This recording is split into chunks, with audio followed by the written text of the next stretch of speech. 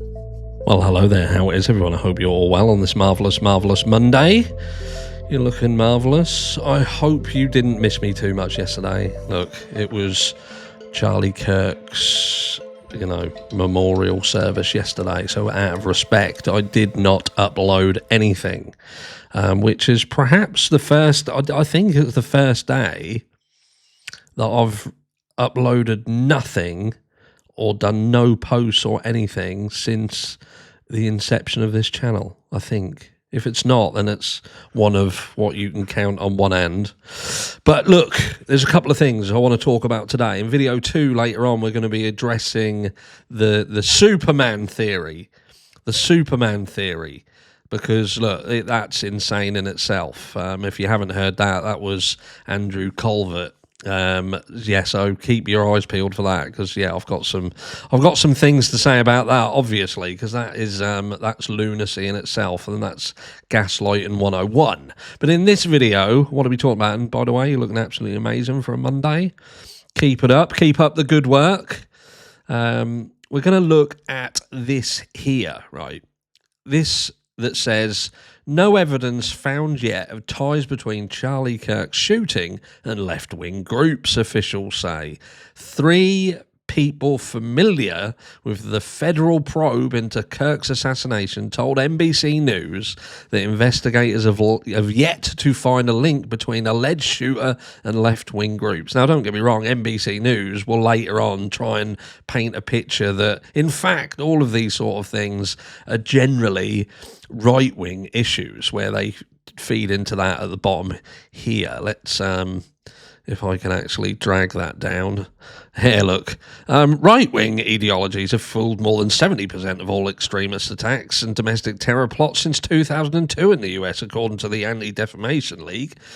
Oh, that's right, is it? Anyway, so what they're basically saying in this look, it says the federal investigation into the assassination of conservative activist Charlie Kirk has yet to find a link between the alleged shooter, which we're going to shoot that in the arse in a second, 22-year-old Tyler Robinson, and left-wing groups on which President Donald Trump and his administration have pledged to crack down after the killing. 3 sources familiar with the probe told NBC News. One person familiar with the federal investigation said that thus far there is no evidence connecting the suspect with any left-wing groups. Right. So what we're basically saying here is that every indication so far is that this was one guy who did one really bad thing because he found Kirk's ideology personally offensive. That's what they're going with. Which brings me over to this here, which if we look at this thing, we're talking about Lance Twigs. And look, what I will say is that nobody except from Tyler at this stage has been arrested for this crime, as far as I'm aware, as of recording this video. But there are indicators that would at least suggest that multiple people knew that this was going to happen before it was going to happen, and even the very text messages that were sent between Lance Twigs and Tyler Robinson are, let's just say, a little bit suspect. For a start off, you literally have a text thread that makes absolutely no sense whatsoever, covering every single element, given motive, given planning times, literally saying that you don't want to get someone involved while simultaneously getting them involved.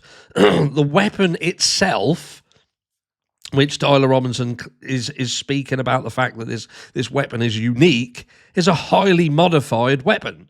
If you take the original, what that was, which Grandad would have had, because this was apparently Grandad's gun, that gun is not the original gun. That has been modified to shit, including having a $2,000 scope fitted to it.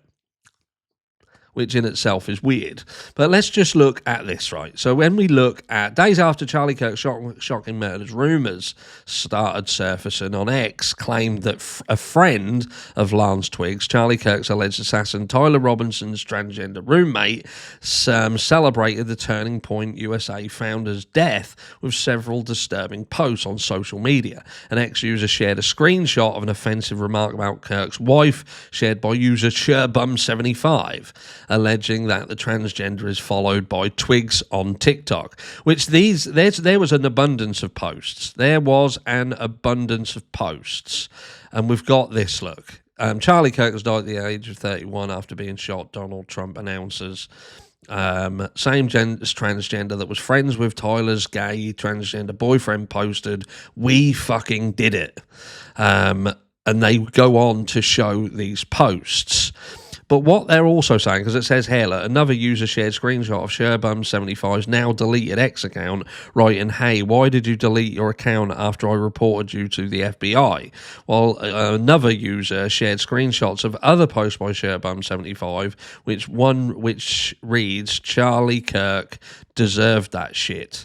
While several ex-users warned Sherbum75 about the consequences he might face, there is no evidence to suggest that the user is involved in Kirk's death or is an accomplice of Robinson. Twigs, too, has not been accused of any wrongdoing by authorities in connection to Kirk's death. So my question to Lance Twigs would be, you was implicated by Tyler Robinson. When Tyler Robinson literally messages you, which these messages have been filed into the record now as authentic messages between you, like star-crossed fucking lovers, he's literally saying, "Can you remember when I was sitting there carving fucking bullets?"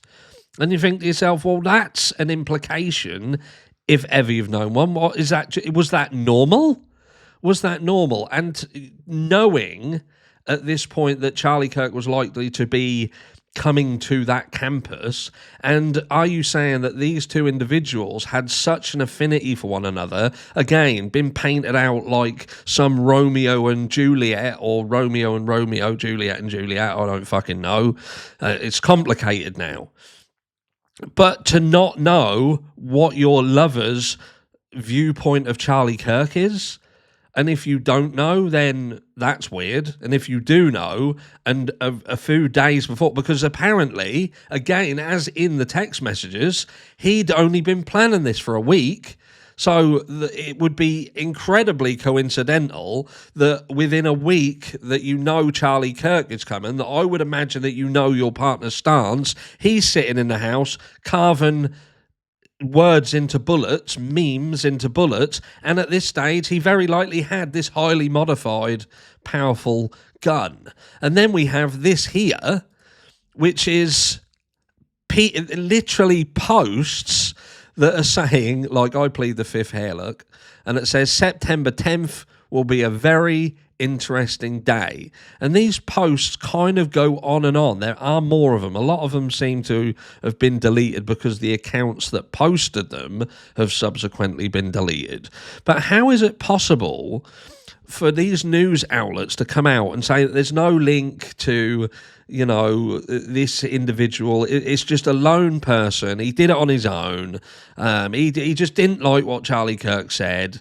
Don't look at anything else. This is a done deal. You know, the governor coming out and literally very early on, as pointed out by Candace Owens, saying, look, this is done. This is basically wrapped up. We've got the person who did it. There's nothing to see here. While simultaneously in the background, this was only a few hours after allegedly going into these properties and pulling a load of stuff out, like laptops and phones and bits and pieces. So at that point, when he was announcing that this was all a done deal and sold, signed, sealed and delivered, they haven't even had enough time to fully go over all of this. Because the information that people very quickly were able to establish is that there were people at least having communications with one another prior to this happening, seemingly suggesting prior knowledge of it. And not only that, but you have people who lived close to Tyler Robinson, saying in the days leading up to this situation that there was so many ins and outs and people going to his property and cars parked outside, out-of-state cars, that they were even having difficulty parking in their own spaces because these guests to Tyler's house, which again they're claiming was out of character. Well, what was going on then? What is all of this just coincidental? And these posts at the end of it saying we fucking did it. Who is we if that isn't a group? Who are these people alluding to if they are posting we fucking did it? We means more than one people in a group that seems to suggest that they had knowledge or they were in agreement that this was a good thing. You know, that to me is a group of people. And if they're not supporters of Charlie Kirk, who was kind of on the right, then they're on the left. Because these weren't right supporting individuals, were they? So, group of people, left ideologies, but yet the official narrative is being pushed. And just in case you didn't pick that up, let's stick back over here very, very quickly.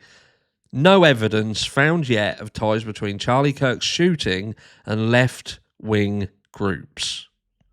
So let me know down below if I'm missing something, because I don't quite get it. But anyway, I hope you all have a fantastic Monday. I know Mondays suck a little bit, don't they? Getting back into the realms of work and stuff. But later on, we're talking about the Man of Steel himself, Charlie Kirk, and the bullet situation. Love you all. Mwah.